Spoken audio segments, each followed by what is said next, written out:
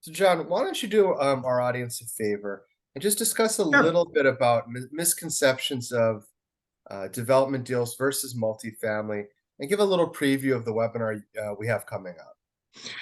Yeah, great question, Andrew. So, I've been in business with JID Investments for about going on 10 years in April. I invested passively for 7 years previous to that.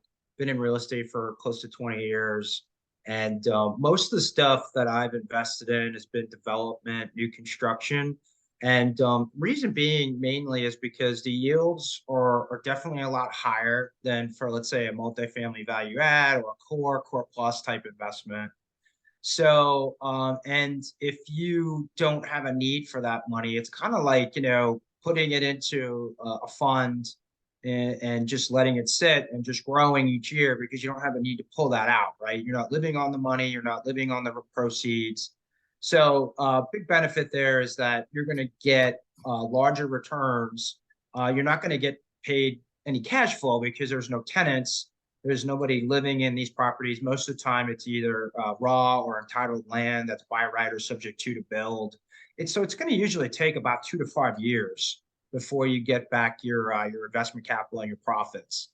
So, double-edged sword there. Do you like cash flow? Do you don't mind sitting in a property for a few years to accumulate that deferred and accumulated return, compounded return?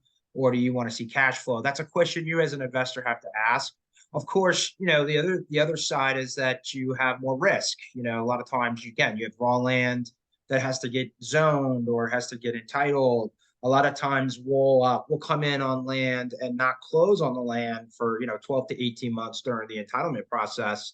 So there's always that risk during the entitlement that, for instance, if it doesn't go through or something happens there, that you may not be able to close on the land. So there's definitely a lot of risk, but there's a lot of return. You're talking high teens to mid 20s overall returns, which is phenomenal. And a lot of times you won't find that on most value add projects. You may find on a few of them that are Class C or very risky projects or properties, but most of the time you're not going to see that on those types of projects. So that's kind of one aspect.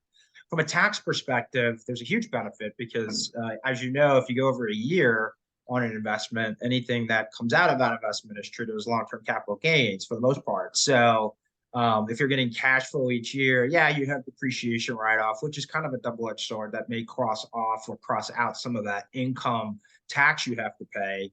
Of course, you'll have recapture gain when you exit. But at the end of the day, if you're getting a cash flowing asset that's paying you distributions quarterly or semi-annually, monthly, yearly, whatever, you're gonna have to pay income on that, right? It's ordinary income. So if it's ordinary income, you're paying, potentially high 20s to mid 40s, depending on where you live, and you combine your federal and your state tax. So that may be a strategy where you say, well, look, I don't really want to have to pay this as part of my income. And of course, as you know, that's going to raise your adjusted gross income as you pile more income onto that number, which brings you into a higher tax bracket. So that's something else you're going to think about. Now, I'm not a CPA or an enrolled agent just from my experience. And we'll talk a little bit about that more in our first webinar next week on Wednesday, the 2nd at our first at 2 o'clock. We're going to have an enrolled agent that's going to talk a little bit more about some of this. But yeah, I mean, that's another big thing is, yes, you're getting a nice cash flow check. Yes, it's mailbox money. Yes, you're getting it quarterly or whatever, but at the same time, you're paying much higher tax on that. So that's why it's good for someone to talk with their accountant, talk with their tax professional.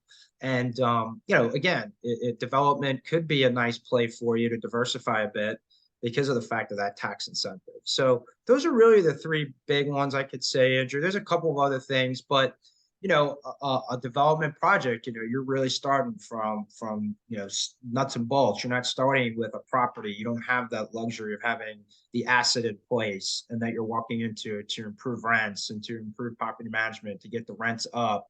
Maybe it's a mom and pop, and now you're bringing in a professional company that's going to get those revenues up to get you a nice return. So you got to look at all aspects of that before you kind of take the plunge and decide what's best.